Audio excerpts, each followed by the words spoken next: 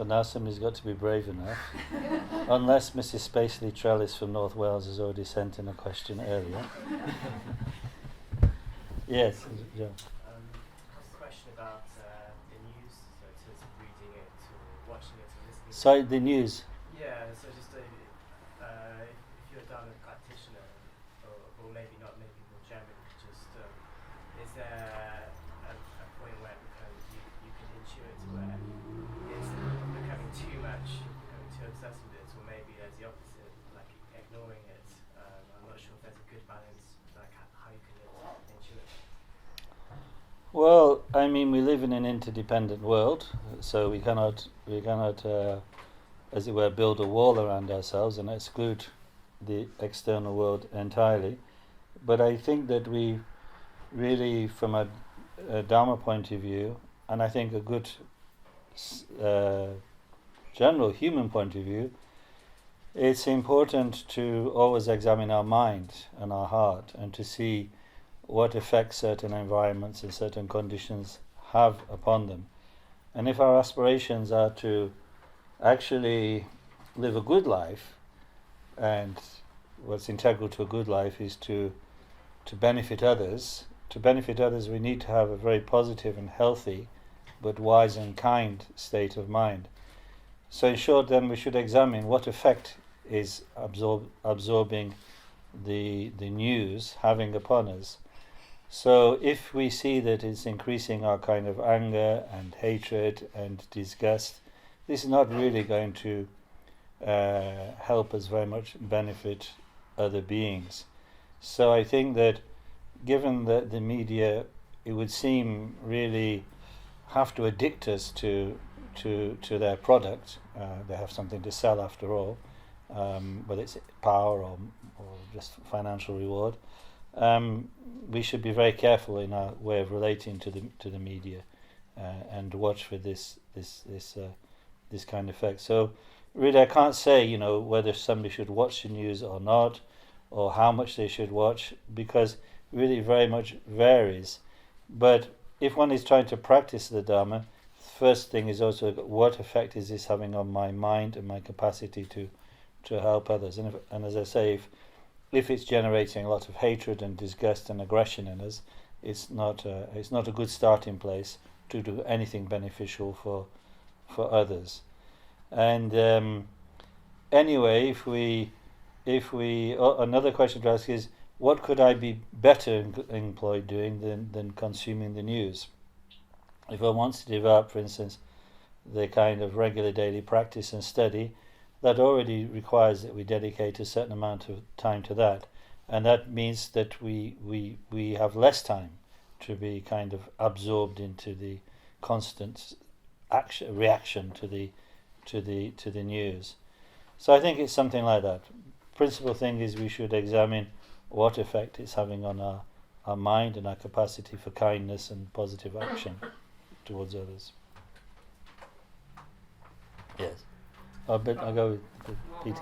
Follow-up question to that. Views are very polarised. Yeah. People are very rigid. Yeah. When you encounter that kind of thing as a Buddhist, and we all have our limitations, obviously. Sure. Yeah. How can we generate that kindness, and when do we know whether it's just too much and we have to potentially move away? Yeah, you mean how can we remain in some kind of connection with them? Potentially, yes. And when should we break it? Yes. Well, that again, the answer to that will very much vary from one person to another. But in regard to the person who is so kind of, should we say, fanatical, one way or the other, we should regard it as Shantideva talks about people who are harmful, which is that the first thing to consider is that in a way they're sick. They're kind of they're poisoned by the influence of the disturbing emotions. Now we've all got disturbing emotions, but nowadays they're kind of amplified and reflected back, magnified by as we say, the politicians and the media and so on and so forth. So people are really, if we see there's more polarization in society, it's not that it's just external to us, it's something internal as well. but it's a sickness, and that allows us to, as it were, retain a certain kind of room in our hearts for patience and kindness and compassion, even to the fanatical or the aggressive, because we don't see them as intrinsically evil, which of course is what polarization is all about, seeing somebody as intrinsically something, intrinsically evil in this case, but we see them as temporarily disturbed, and therefore, like one sees a person who's in a fever and having hallucinations and lashing out, we don't take that personally. We say, oh, they're disturbed, therefore retain a kind of calm and spacious and intelligent way of dealing with them. So it is when we meet people who are polarized. Now, so that's the general thing. Now, considering when we should move away, if there comes a point, well, we can go back to what Lama Jampa says about friends in the 37 practices of a bodhisattva's, of a Buddhist child, where he says that, the influence of good friends, our capacity for virtue and study and practice of the Dharma will increase. Under the influence of unwholesome friends, our capacity for these things will diminish. So we've got to apply that acid test to the situation. How is this affecting me? Now, if we're very strong in our practice of Dharma, we can, as it were, withstand the negative influence of others more. But if we're, so to speak, baby practitioners, new practitioners, it may be that we cannot yet. So we have to kind of, in a way, physically withdraw a little bit from them, not to reject them, not to exclude them, but simply that we need some more space to get on with cultivating a strong, compassionate, strong, wise heart, so that we can return to them later and help them. It's good to be honest in this, and that comes back again to just the answer to the first question. We've got to examine our heart. Do I have the capacity to withstand this person's negativity, this person's aggressive intolerance, with a good heart, or am I becoming poisoned? If the answer is I'm becoming poisoned, and therefore the follow-up from that is I'm helpless to do anything for them anyway, right now. I need to build up my stock of strength and so on, so I can then engage with them. So this has to be a judgment one makes for oneself.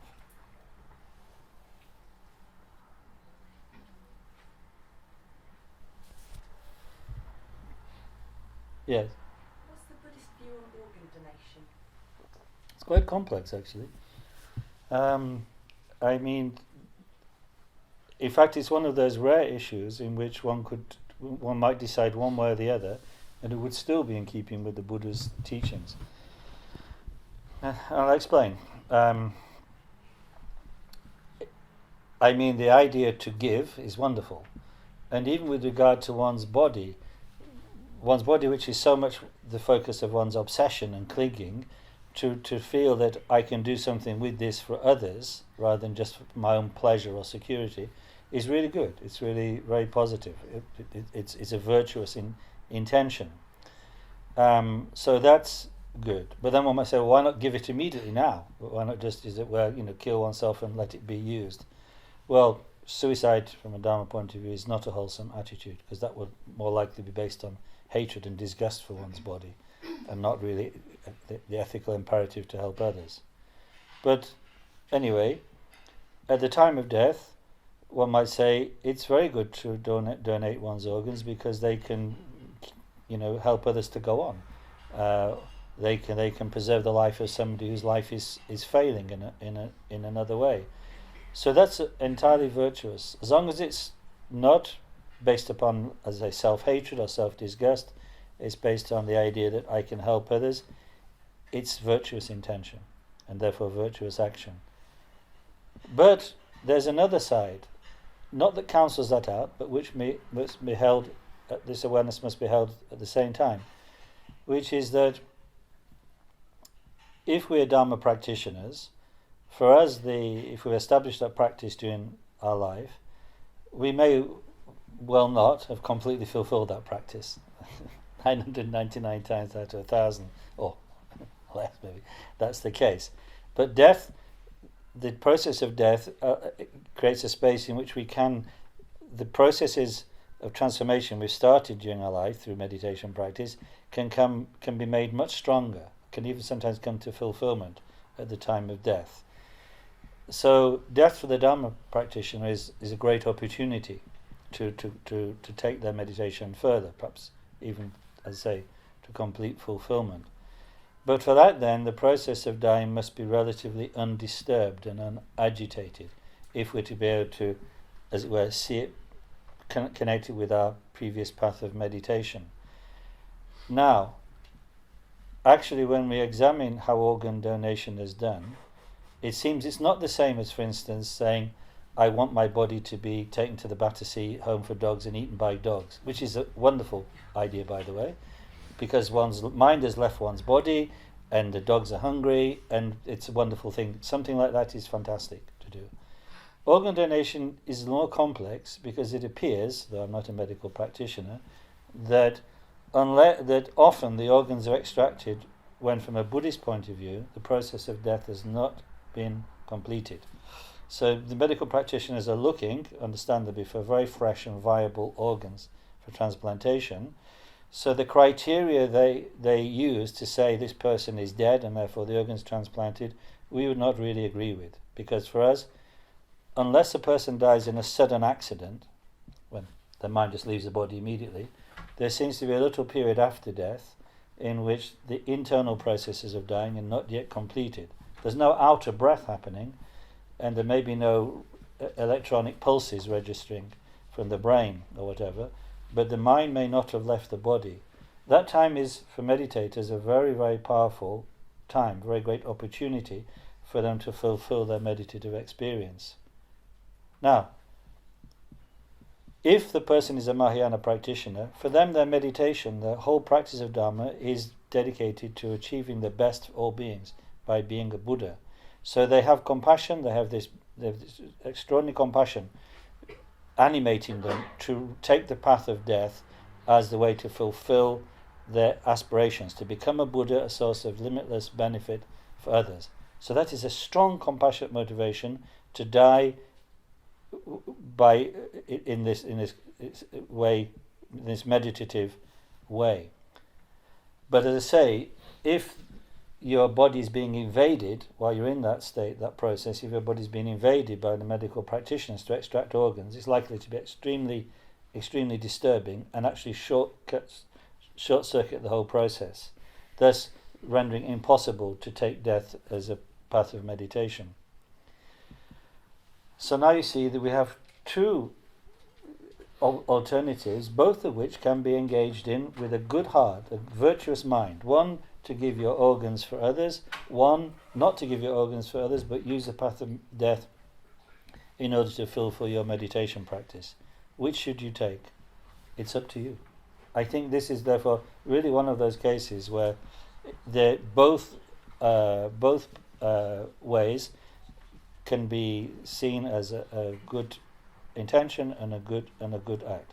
So it's really open to people to choose for themselves.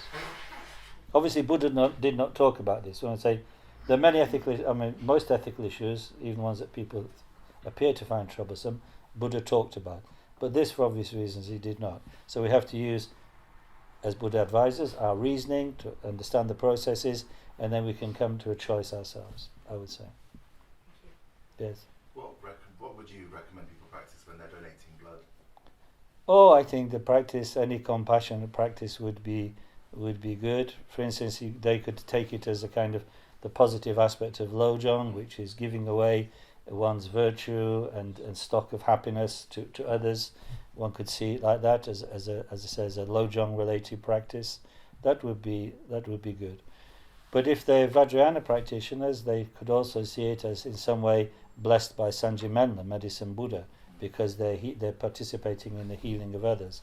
So one should definitely, as a Dharma practitioner, see this as an extension of one's Dharma practice. Yeah. There's quite a lot of texts available in books and on the internet. Yeah. YouTube. And I was wondering if you can say something about the need for long when we see Mahayana texts. Well, okay. I mean, generally in Dharma, from the beginning, it was an oral tradition. Buddha actually interacted with and spoke, and his presence must have been extraordinarily helpful in awakening people to the deep meaning of what he was pointing to in his words. And so for us, although the Dhamma teachings were later written down and so on and transmitted in form of scriptures, still the oral transmission is kind of understood to be very important, that one receives it in a kind of living way from a living tradition that has preserved the blessing from the Buddha's times. Now, having said that, first of all, beginners who not really developed a kind of close, not started to really study with lamas and receive teachings directly, they have to read something. So they should, I think, read the general books on Buddhism, which are survey books, and of course they cannot receive lungs for those, and so on. It's still helpful for them to read those books. And then, in regard to the more traditional teachings, for Vajrayana teachings, it's definitely said you cannot study or practice them, which amounts to the same thing, in fact, really, without transmission from the lineage, without transmission from the lamas. They're just not alive. They don't have any blessing. Moreover, they're likely to be misunderstood. So for Vajrayana, it's a very, very strong rule. That for Mahayana, it's the lineages, for most Mahayana texts, the transmission lineages still exist, and therefore it's very good to receive them, and certainly if one is going to ever teach them, one should be teaching on the basis of having received it from the lineage. But it's not so imperative for one's own study and practice to have received the lung for the Mahayana text. But if it exists, it's good to get it. So it's like there's a slight difference between Vajrayana, where it's absolutely imperative, and general Mahayana, where it's not. But certainly in Tibetan Buddhism, one would say that people cannot teach the Mahayana unless they've received the lungs for the text they're teaching. So it's more or less like that. Yes.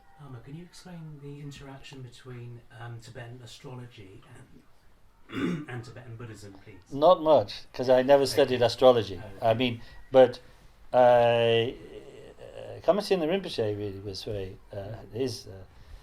very learned in astrology. So what to say about it?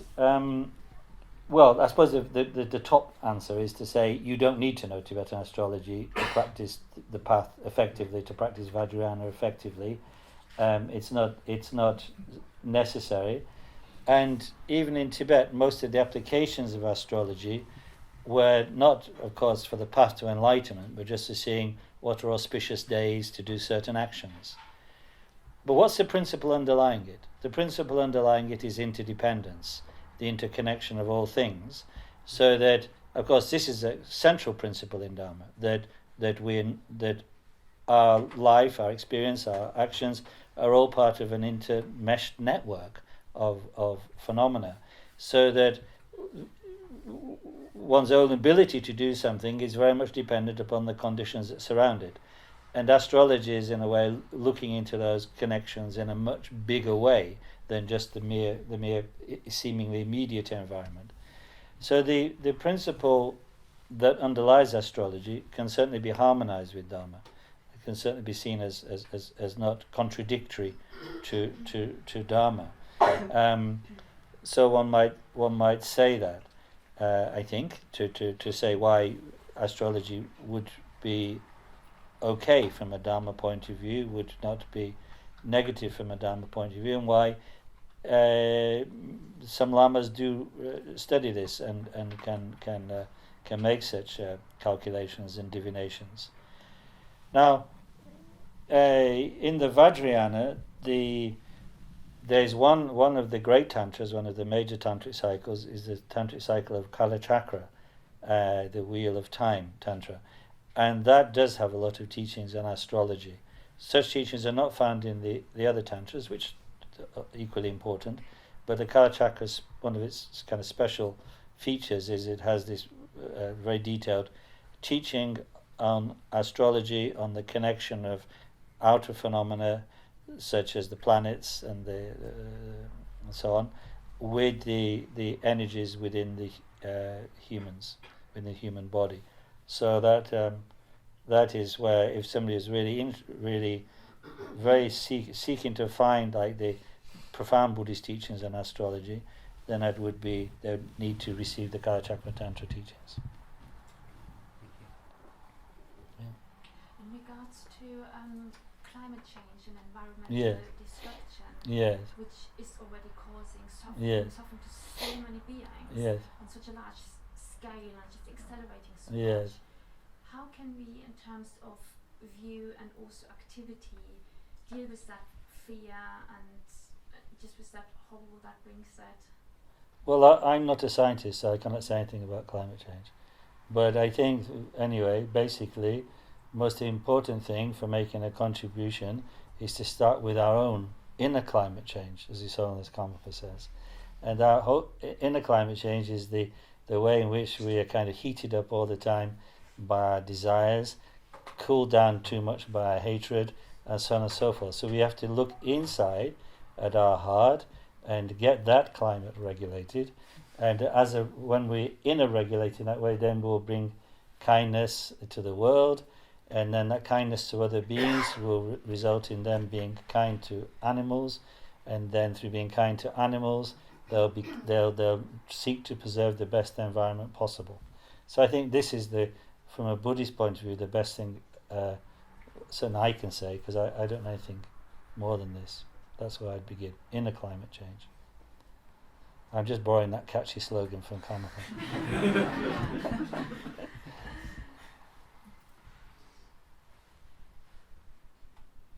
Yes. So I've wondered about this one. So are animals sometimes reborn into the human Yes. realm? We And think so, how yeah. would that happen? Well, first of all, we've got to start from we imagine in some ways there's a great gulf between us and animals. But of course, even biological science tells us that's not true. One of the kind of revolutions in Western thinking in the last 2 centuries, which is uncomfortable for some, is the diminution of the distance between animal life and human life. That in fact we are part of a continuum of life. And so the gap is not as paramount as we thought it was before, thanks to the Darwinian revolution. So life, biologically speaking, is a continuum. There's no totally hard and fast boundaries between forms of life. Now, from a Buddhist point of view, however, we're not just biological beings. We're not just material beings. We are beings endowed with sentience, with mind, and that mind is not produced by physical forces, by even the elements of our parents at the time of conception. The mind does not come from there. The mind comes from a beginningless series of minds, and why we end up in a particular life form during this time is because previously we've accumulated the causes for human life, such as behaving virtuously. Because one of the things about humans is that although they're biologically somewhat similar to animals, they have, as we can see, a greater form of self-reflection, a greater opportunity to change the course. Animals are so habitual and instinctual in their behavior, they cannot really change the direction of their actions, the direction of their way of relating to the world, in the way humans can. Therefore, we're endowed at this time with a greater capacity for goodness and evil, of course, also. So, why are we humans now? Because we've accumulated the causes for this in past lives. Does that mean I was definitely human in my past life? No. Because this series of lives is beginningless, actually, my karma is ripened now to allow me to be human. Maybe the ripening of karma from many lives back, but it's now just come to fruition, because seeds don't always ripen immediately. They need the conditions to be there too. But anyway, now I've been born human, because at the time of the end of my last life, the karmic seeds that had a connection with human life came to the forefront and connected me with biologically human parents. When the imprints of ignorance, habitual ignorance, come to the forefront at the end of one's life, this is likely to connect one with the animal realm, because although they have consciousness, it's very dull and very heavy due to the willful disregard of reflection in previous lives. There's the capacity for being humanness has declined to the point that they become animal-like in their thinking. So, as I say, there's no hard borders between the different forms of life, then it's quite likely that we could be reborn an animal, and possible still for animals to be reborn humans. Although in the life as an animal, it's unlikely they could ever develop the capacity for reflection, and therefore choosing moral, ethical action over habitual action. So animals were only born in the human realm, it seems, due to the ripening of virtuous karma from when they were actually in the human realm. That's why it's said in the teachings, it is very, very difficult, once one has fallen into the animal realm, to be reborn in the higher realms. So that's how we think about it. Everything is based upon cause and effect. Nothing happens randomly. Nothing happens because a God ordains it, but because of the ripening of the imprints of actions we've made in the past. But finally, all beings have the capacity for enlightenment. Even animals, even the lowest animals like insects, because they have mind. But due to the obstacles that are present in the animal life, it will be a very long time before they meet the circumstances in which they could come to enlightenment. So we think about it like this.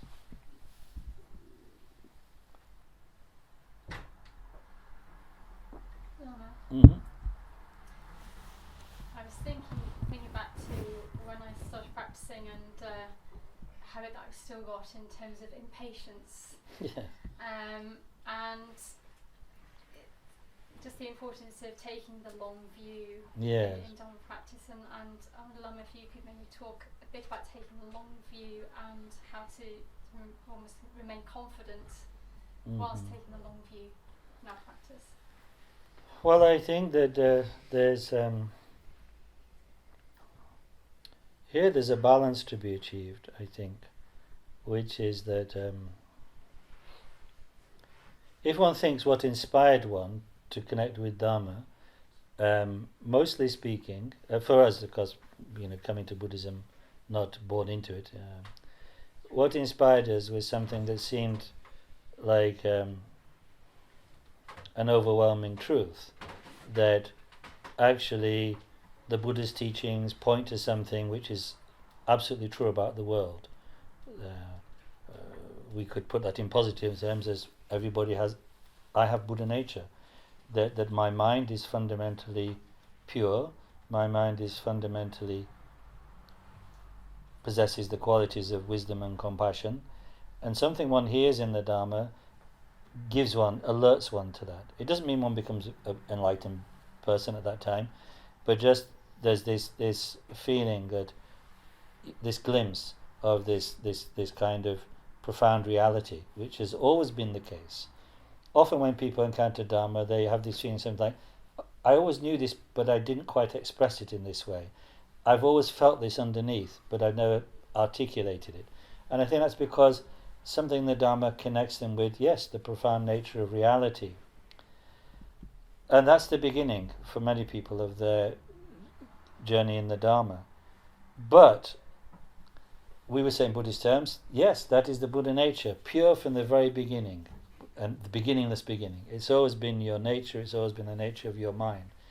But, unfortunately, or whatever, we don't recognize that fully, and we never have recognized it fully, because alongside the pure nature of mind, there's this bunch of clouds, so to speak. If the mind's like the sky, it's right now obscured by the clouds of our habits of disturbing emotions, insecurity, self-centeredness, and so on.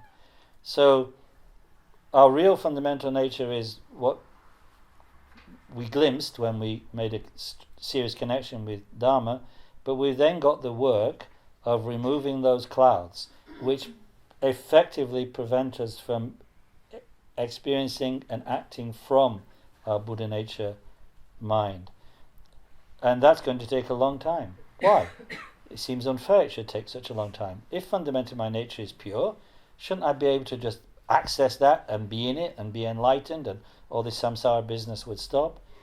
Well, that's a bit unrealistic when you consider that you may have had the potential for enlightenment from beginningless time, but you've also been acting stupid since beginningless time, not realizing your inner capacities, but instead identifying with a shrunk down, miserable ego. And you've been doing this from life to life. Sure, that ego is in one life a human, in another life it thinks it's an animal, in another life it thinks it's a god, in another life it thinks it's a suffering hell being, but it's got a big beginningless history also, our stupidity. All this is to say that even though we have the Buddha nature, and even though enlightenment is here and now, in between every single thought, in between every single wavering emotion, the power, the force of that ignorance is immense. So we have to practice. And that's why it seems to take a long time. But in comparison with beginningless lifetimes of stupidity, and one lifetime or a few of practicing, it's not much. So therefore one should be patient with oneself, patient with one's,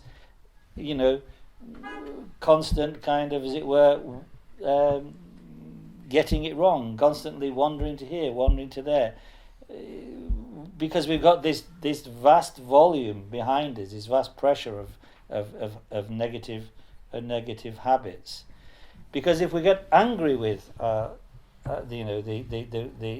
our, as it were, our weaknesses, it actually tends to solidify them. Rather, we should try to look through them.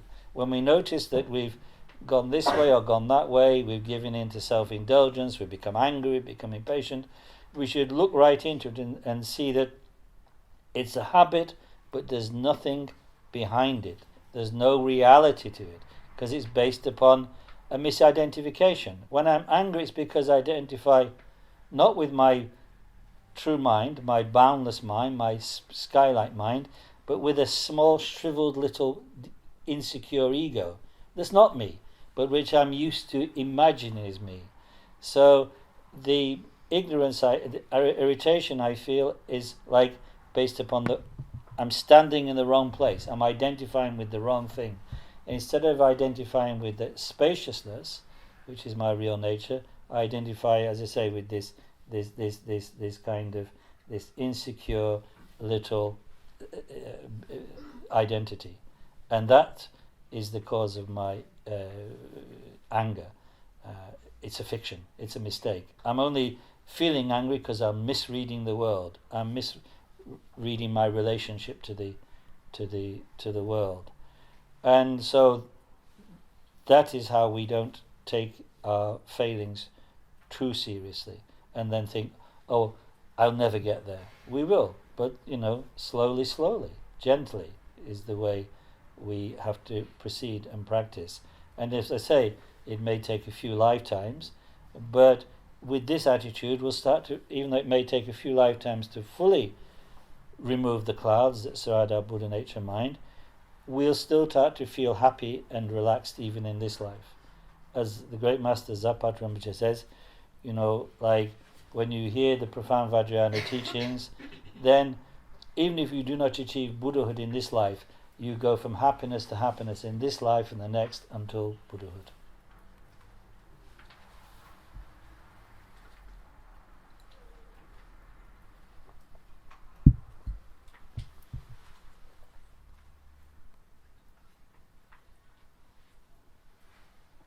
Lama, Yes. I have one question from Isla, if that's Okay. This is the one phoned in, is it? She's currently in a cave somewhere. Oh, like that's a Miller rapper. Okay. Okay. So I'll do this one first, Jane, and then come to that. Yeah. Okay. Should be quite quick. Okay. Isla is how old? 8. Right. Out of the mouths of babes and innocents. So she asked me and I couldn't answer. thought, excellent opportunity coming up. So she was asking about protection cords. What are they for? Yeah. And why are they usually red? Yeah, good. I don't know. Maybe because red is magnetizing. With Vajrayana we consider the red color to be magnetizing, therefore to be, as it were, summoning all the positive kind of forces in the elements, in nature itself, and also the good qualities of all those who practice. So we're summoning them into this object. And the cord is then string, which is blessed by the Lama. He blesses it, or she blesses it, with mantras of a particular deity, maybe for long life or for protection from harm or something. And then we wear it until it falls off. But they're not always red. As you can see, there's also a yellow one here. They're not always red. So they're helpful things. Of course, if one said, do I have to believe in protection cords to practice the Dharma, or do I have to wear protection cords? The answer is no. These are the part of the Dharma that are just, in a way, helpful, skillful means. For us, they're like a kind of reminder of the blessing we received through the teachings and from the Lama and so on. And so it kind of, as it were, it's like a visible sign to connect us with this inner strength that is really the Buddha nature. That's the real meaning of protection cords. It's a reminder that the more we base ourselves in the Buddha nature, then the more protected we are. So, Jane? I've got two questions. Okay. The first one's a bit silly, but do you ever feel utterly amazed by your skylight mind? Do you ever just think the fact that you've got Buddha mind? Yes, it is really amazing. It is really astonishing. That's the case. But not in a, we should not think therefore in a like, therefore I'm amazing, but just all beings have this and it's amazing. But the follow-up from that is, therefore what a tragedy that we don't realize this. That instead of relaxing into the sky-like nature of mind and therefore becoming a person of limitless kindness and compassion, because in the sky-like mind there's room for everybody. Whereas in our mind it's so crabby and so small, and therefore we've hardly room for anybody except a few miserable possessions to make us feel secure. So it's amazing that all beings have the sky-like mind, but tragic that they don't realize it and instead shrink themselves down and identify, as I say, with this rather crabby and narrow, insecure person who then inherits a bunch of misery for himself or herself. So it's wondrous, but it would be even more wonderful if everybody realized it. But they will. Yes. This should be a quick one. So about the organ donation question Mm. earlier. Mm-hmm. So is it about 3 days that it takes for the mind Well, to leave the body? only in the very rare cases, actually, I think we could say, and that's the point, that great meditators may remain that long, but actually in one text, the Bardo Total text, it says for ordinary people it's probably about the time it takes to eat a meal. It didn't say bolt a meal, of course. It didn't say a quick Subway sandwich, but we can imagine saying like 15 to 20 minutes. And actually, of course, if you've been in with somebody who's died, there does seem to be some kind of atmosphere around them. If they've died peacefully, of course, if they died in a sudden accident, they've gone. But when somebody dies naturally, there seems to be some kind of presence, some kind of atmosphere around for a little while, maybe up to half an hour. It's all guesswork, of course, because we don't have the fingerprints of the dead. We can't say, here we can measure it exactly. So for most people, it's about half an hour. But Tibetans definitely try not to disturb the body for 2 or 3 days after death, even if it's an ordinary person. They try not to disturb it. And I must say that in Western hospitals, they're usually very sensitive to people's wishes. And so although I think the body sometimes is washed, that can be done in a respectful way, in a way that wouldn't create any, as it were, disturbance, even if the person was in a sense still around. So, and they will leave the body for quite a long time if the relatives or other friends ask them to do so. So I think that There may be exceptions, but Western hospitals are generally very sensitive to this at this time. So in other words, I want people not to worry and become anxious about, how are we going to manage this?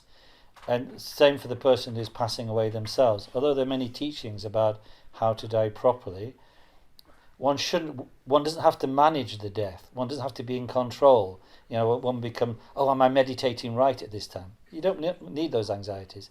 If you practice during life, it will work for you at the time of death. That's generally what one should think. I'm just thinking of, plans for, Yeah, well, it's good to say to one's relatives, please, no big disturbance at the time. Be supportive, be helpful, trying to create a gentle atmosphere. Somebody, for instance, being too distressed at that time, then relatives being too distressed, might not be very good. So that's another thing to bear in mind. But then, having done all that, still one might die in a coma. Would it mean it's a waste and any Dharma practice one's done is useless? No. Because I think if somebody dies in a coma, or if they die in an accident, the preponderance of their life, what they've done in their life, the practice they've done, the good thoughts they've generated, they will kick in at that time. So I think again, therefore, one should be kind of in a way relaxed and confident at the approach of death. Not, as I say, thinking, I've got to be in charge, I've got to control this process. That will set up such anxieties and such rigidities that it'll really mess one up. Instead, one should be relaxed. That's it? Yes, Oh, okay. Well, why don't we just sit in meditation for a couple of minutes? The space of beyond question and answer. Well, maybe the deepest questions receive the deepest answers. Podin sawe lama rinpoche, dagi chiwa peme dinshi, kadin chembo gone, suntu chi nedra sadhu so.